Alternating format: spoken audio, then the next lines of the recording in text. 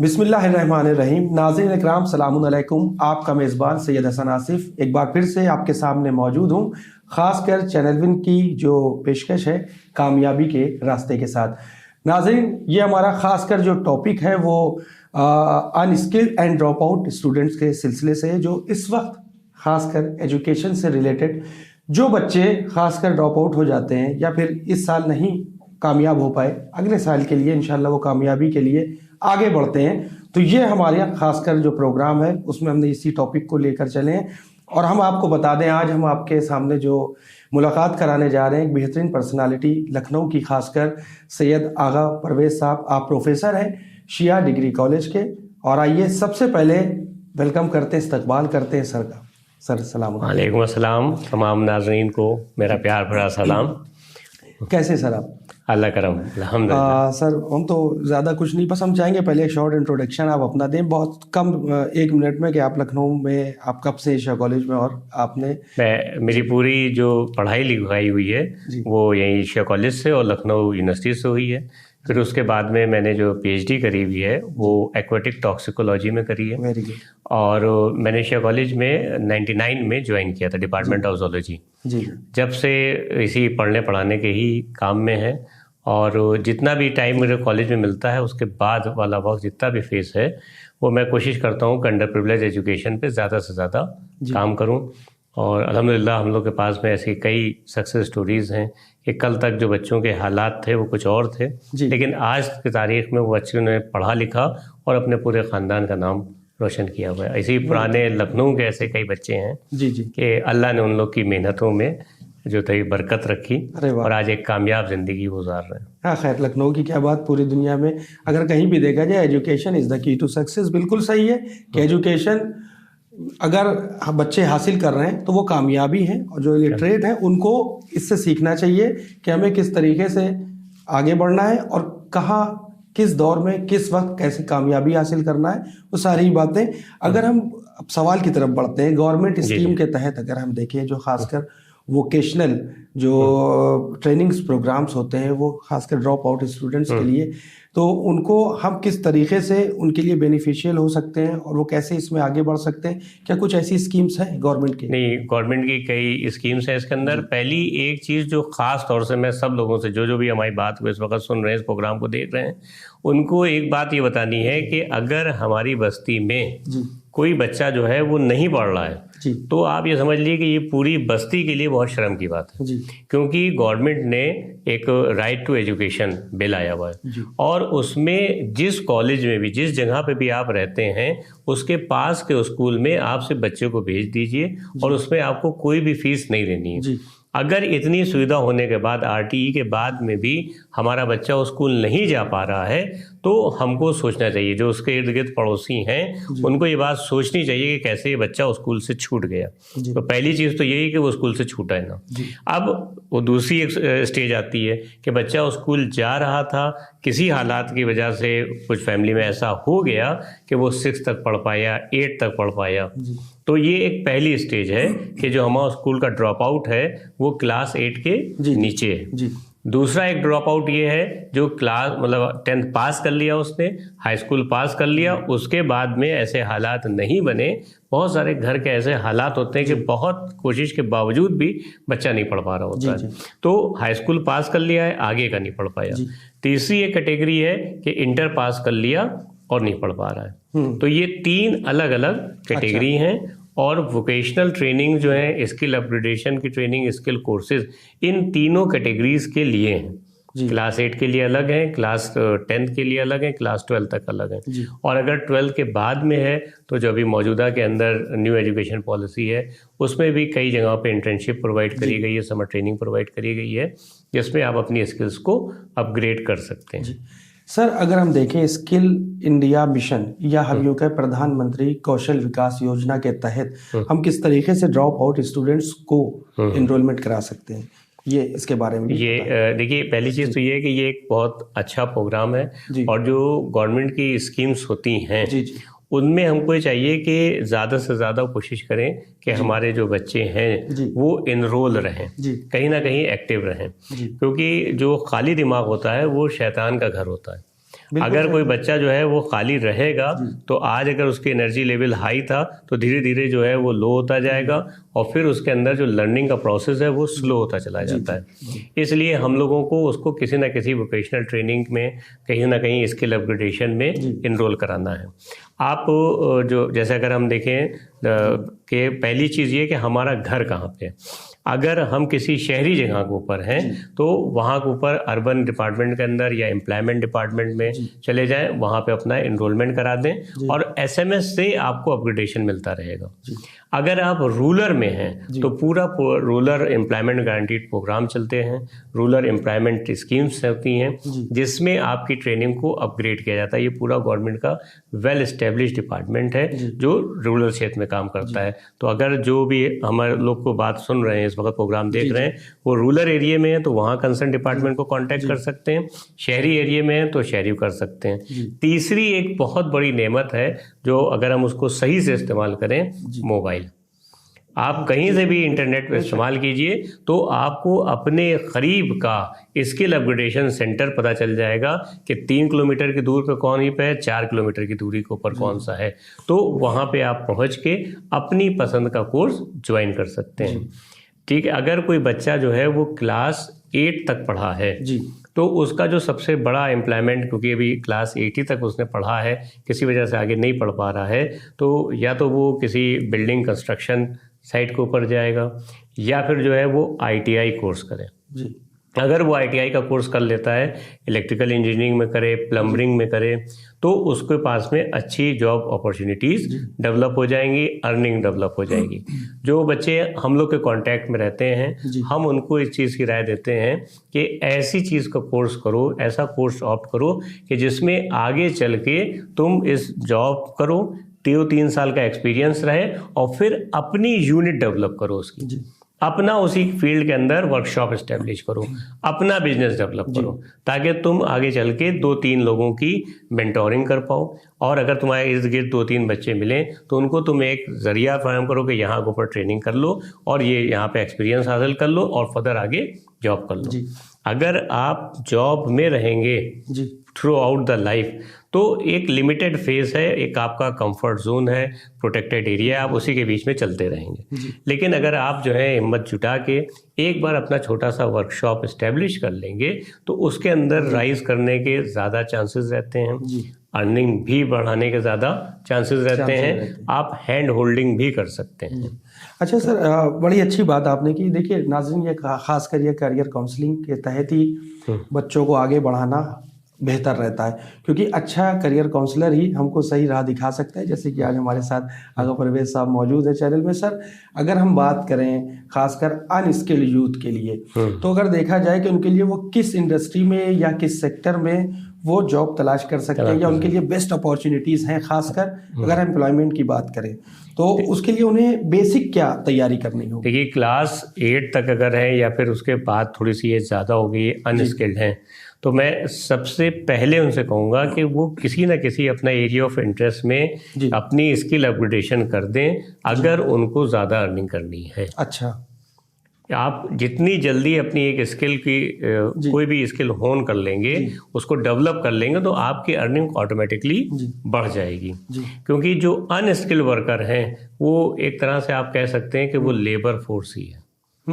तो उसके अंदर जो है आपके पास में एम्प्लॉयमेंट सिक्योरिटी नहीं रहती है। जी, बिल्कुल सही आपने। ये एक बहुत बड़ा खतरा है कि आप पता चला 35 साल की उम्र में हो गए और एकदम से एम्प्लॉयमेंट जो था वो ख़त्म हो गया, तो अब आप उसकी वजह से बहुत सारे मेंटल प्रेशर, साइकोलॉजिकल प्रेशर्स आने लगते हैं। तो अगर आप अपनी जॉब सिक्योरिटी चाहते हैं तो स्किल्स अपनी अपग्रेड कर लीजिए। कई छोटे छोटे कोर्स होते हैं 6 महीने के, 1 साल के, उसको कर सकते हैं। जैसे आजकल अभी जो मौजूदा के अंदर बहुत अच्छा कोर्स चल रहा है, बहुत अनस्किल्ड है अगर आप या बहुत ही एकदम रॉ हैंडेड है, तो आप फूड मैनेजर का कर सकते हैं कि जो कैटरिंग की यूनिट है उसके अंदर जो है फूड मैनेजर की शॉप्स खुल रही हैं, बड़े बड़े कैटरिंग यूनिट खुल रही हैं, उसमें आप अच्छी तरह से जा सकते हैं। या फिर आप जो है कहीं से बेकरी का कोर्स कर लिए। अच्छा। बेकरी की इंडस्ट्री भी अभी आगे लंबे समय तक चलती रहेगी और अच्छी चलेगी। अच्छा। ये राइस के ऊपर इंडस्ट्री है, तो क्योंकि ये ग्रो कर रही है, तो अगर आप सिंपल सा बेकरी के ही कैसे किसी चीज़ को बेक किया जाता है, कैसे अपने प्रोडक्ट को अच्छा बनाया जाता है, उसी की यूनिट इस्टेब्लिश कर लेंगे, उसके अंदर अपने आप को स्किल कर लेंगे, तो उसमें भी अच्छी खासी आपकी ग्रोथ हो सकती है। अच्छा सर, ये एनिमेशन का भी आजकल बड़ा ज़बरदस्त दौर चल रहा है। एनिमेशन बहुत अच्छा है इस वक्त, और अगर कोई बच्चा अकाउंटिंग कर रहा है तो वो भी बहुत अच्छा है। एनिमेशन जो है इस वक्त एक उठता हुआ कोर्स है, लेकिन इसके अंदर जो है वो कम से कम जो है बच्चे को हाई स्कूल तो होना ही पड़ेगा। अच्छा, हाँ, हाई स्कूल करना पड़ेगा। हाई स्कूल के बाद इसमें जा सकता है, इंटर के बाद में इसका डिप्लोमा भी है और बैचलर डिग्री भी है।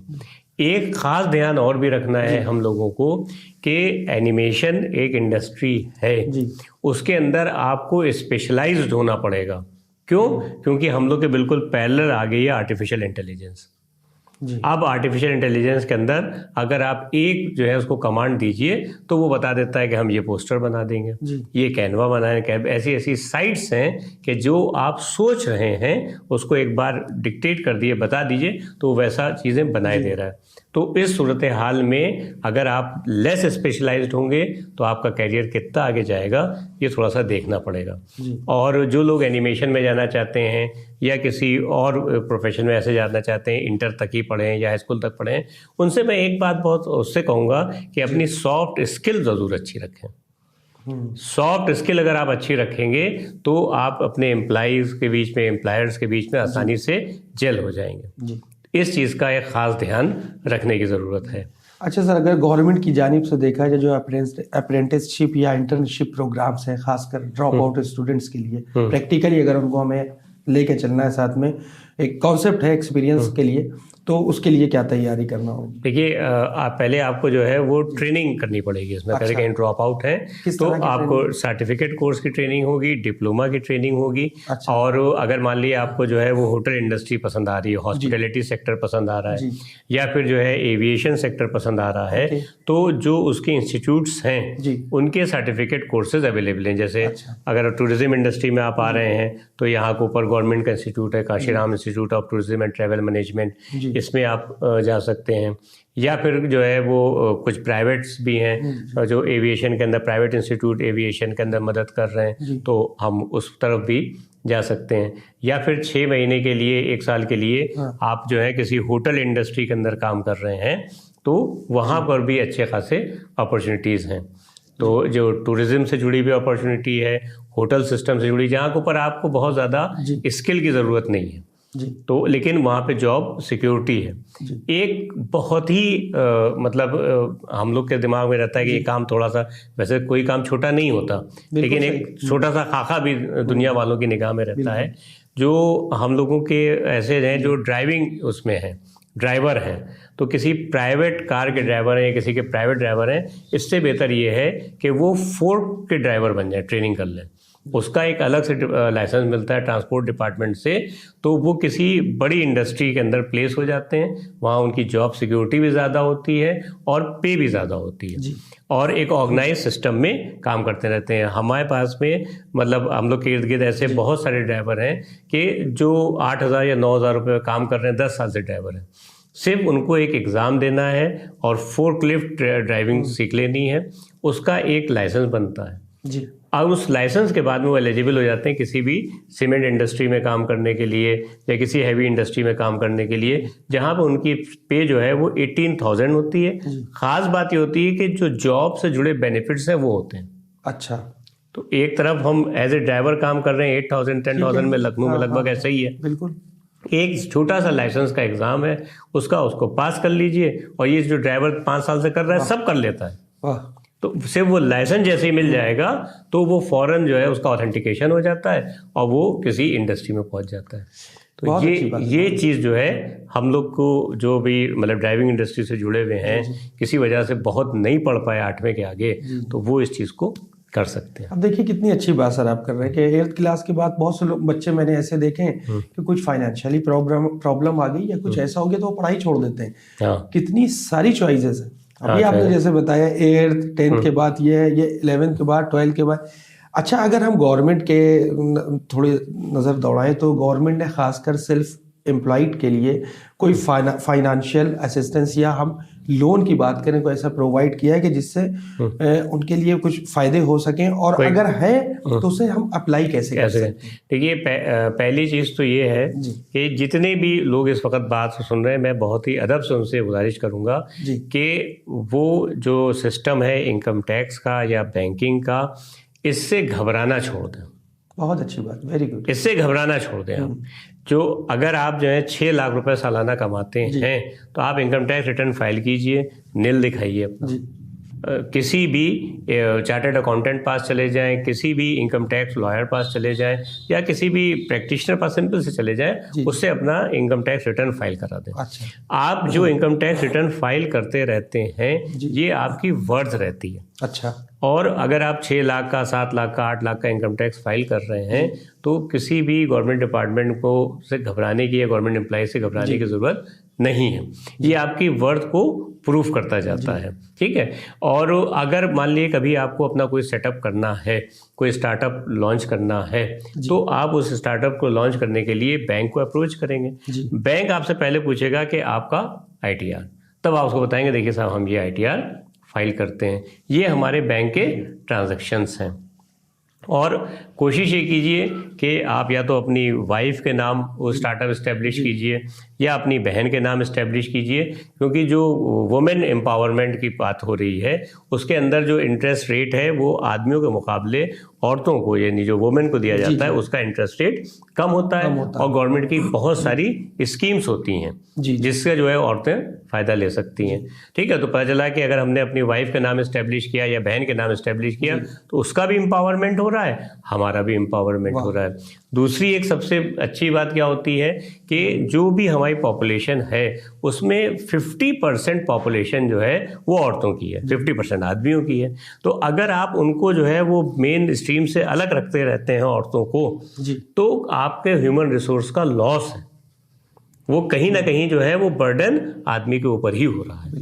तो अगर आप उनको इंटरनेट के थ्रू जो है बैंकिंग सिखा रहे हैं, या कहीं के ऊपर ईमेल से बात करनी है, उनको लेटर ड्राफ्टिंग करा के, या फिर ऑर्डर लेना है, या फिर बैक ऑफिस जॉब करनी है, वो घर में बैठ के अपने लैपटॉप से कर सकती हैं। उनके टाइम का भी सही यूटिलाइजेशन है, आपका वर्क भी आधा हो रहा है, और जो प्रॉफिट आ रहा है वो आपके घर ही में आ रहा है। अदरवाइज एक अकाउंटेंट रखिए, उसको पेमेंट करिए। अब रही बात इसकी कि अगर सपोज करिए कि वो अकाउंटिंग बैकग्राउंड की नहीं है, तो अब इतने आर्टिफिशियल इंटेलिजेंस में इतने अच्छे अच्छे टूल्स हैं कि आप उनको इस्तेमाल करके अपनी चीज़ें सही कर सकते हैं अकाउंटिंग के हिसाब से भी। जहाँ के ऊपर जब आपका ट्रांजैक्शन बहुत बढ़ जाए तब आप एक अकाउंटेंट अपने परमानेंट रख लीजिए। तो जो गवर्नमेंट की स्कीम है और जो प्रधानमंत्री की योजनाएं हैं उसके अंदर क्रेडिट लिंक्ड सब्सिडी मिलती है लोन पे, तो वो ले सकते हैं।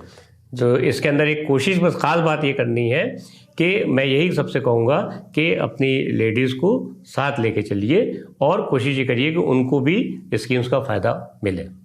सर, खासकर अगर देखें रूरल ये जो एरियाज़ हैं उसके जो ड्रॉप आउट स्टूडेंट्स हैं उनके लिए सेल्फ अगर हम डेवलपमेंट और करियर काउंसलिंग को देखें तो उसको कैसे एक्सेसिबल बनाया जा सकता है, इसके बारे में भी हमारे बच्चों को, खासकर पेरेंट्स को ही बता। ये जो लोग अभी कोरोना से पहले, कोरोना के अंदर कुछ नहीं अच्छा था, बहुत सारे लोगों ने बहुत तरह के नुकसान झेले और बहुत सारे लोग हम लोग से कोरोना में बिछड़ भी गए। लेकिन अगर आप कोरोना के अंदर एक चीज़ देखें तो वो ये थी कि हर किसी के हाथ में मोबाइल और उसके अंदर इंटरनेट आ गया। बिल्कुल, ये अगर हम इसका सही इस्तेमाल कर रहे हैं तो ये एक बहुत बेहतरीन हम लोग के लिए नेमत हो सकती है। अगर कोई कहीं पर एरिया है जो दूर दराज का है तो ऑनलाइन बहुत सारे लेक्चर्स अवेलेबल हैं, उनको जूम पे इकट्ठा किया जा सकता है, उनको गूगल पे इकट्ठा किया जा सकता है, किसी भी एक प्लेटफॉर्म पे उन सबको जो है बैठा लिया जाए और वो 1 to 1 वहीं अपने घर में बैठ के किसी भी एक्सपर्ट से अपने सवाल पूछ सकते हैं। और अगर ये भी नहीं करना चाह रहे हैं तो वो सारी चीज़ें कोरा के ऊपर या फिर जो है वो आर्टिफिशियल इंटेलिजेंस के ऊपर या गूगल के ऊपर उस पर या यूट्यूब पे उस लेक्चर को सुन के अच्छी खासी चीज़ें जो है अपनी दूर कर सकते हैं जो कन्फ्यूजन है। जी, अगर सर ई लर्निंग की हम बात करें, क्या कुछ ऐसे कोर्सेज हैं या हम कहें, अभी आपने कहा सोशल मीडिया का भी दौर है, या यूँ देखें ई लर्निंग प्लेटफॉर्म की बात हो जाए, या गवर्नमेंट या कोई ऐसी NGOs हैं उनकी तरफ से कुछ ऐसे ही चीज़ें प्रोवाइड की गई हैं जिससे हमारे खासकर जो ड्रॉप आउट स्टूडेंट्स हैं उनकी स्किल में बढ़ोतरी हो सके और वो और आगे बढ़ सके। ये बहुत बहुत इम्पोर्टेंट है। जी। और मैं जहाँ कहीं भी जाता हूँ वहाँ इस बात को कहता हूँ, बहुत सारे गवर्नमेंट के पोर्टल हैं। अगर आप इंटर पास हैं तो यूजीसी यूनिवर्सिटी ग्रांट कमीशन का अपना एक पोर्टल है स्वयं, और सीबीएसई का अपना पोर्टल है जी। और इसमें सारे पोर्टल में अगर कोई बच्चा क्लास 6 की मैथ पढ़ना चाह रहा है तो उसके यूट्यूब के ऊपर बहुत सारे लेक्चर फ्री ऑफ कॉस्ट पड़े हुए हैं, उनको पढ़ के वो सीख सकता है। गवर्नमेंट का पोर्टल चाह रहा है, सीबीएसई बोर्ड का चाह रहा है, तो सीबीएसई बोर्ड के पूरे जो है लेक्चर लोडेड हैं, वो उसको कर सकता है। तो आज की तारीख में कहीं के ऊपर नॉलेज की कमी नहीं है, एक्सेस ऑफ नॉलेज आसानी से अवेलेबल हो रही है। आने वाले वक्त में आज से 10 साल के बाद में सारे जो ऑनलाइन प्लेटफॉर्म हैं ये आपको डिग्री दे रहे होंगे, सर्टिफिकेट दे रहे होंगे। अभी भी बहुत सारे जो एडवांस सर्टिफिकेट होते हैं या रिफ्रेशर कोर्स होते हैं वो ऑनलाइन ही हो रहे हैं। बड़े बड़े जो एग्जीक्यूटिव कोर्सेज कर रहे हैं वो ऑनलाइन कोर्स कर रहे हैं, 15 दिन का, 1 महीने का, जिसमें वो अपने शहर में रहते हैं और वहीं से ऑनलाइन कोर्स किसी भी इंस्टीट्यूट में ज्वाइन करते हैं। आने वाले वक्त में ये चीज़ कॉमन होने वाली है।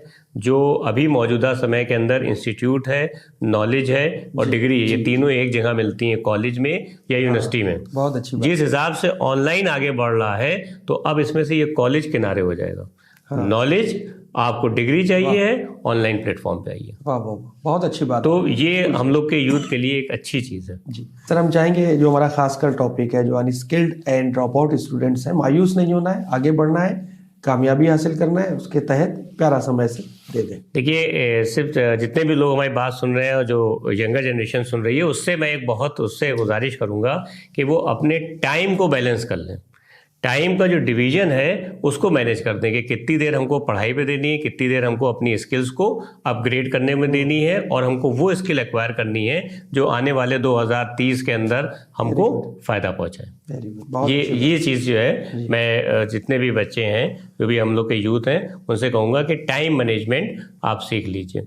और जो बच्चियाँ हैं हमारी जो बात सुन रही हैं, उनसे मैं कहूँगा कि पर्सनल फाइनेंस मैनेजमेंट सीख लें। वो जो उनके पास में पैसा है, फाइनेंस, उसको कैसे मैनेज करें, ये सीखें। बहुत बहुत शुक्रिया। जाते जाते बस एक ही वर्ड बोलूँगा, education never die, die only illiteracy. अगर एजुकेशन जिंदा है तो हम जिंदा हैं, आप जिंदा हैं। एजुकेट नहीं है तो हम जिंदगी में समझ लीजिए हमारी मौत है। फिलहाल आप अपना फीडबैक हर बार की तरह हमें winislam@gmail.com पर सेंड करते रहें और देखते रहें चैनल विन। शुक्रिया, खुदा हाफिज।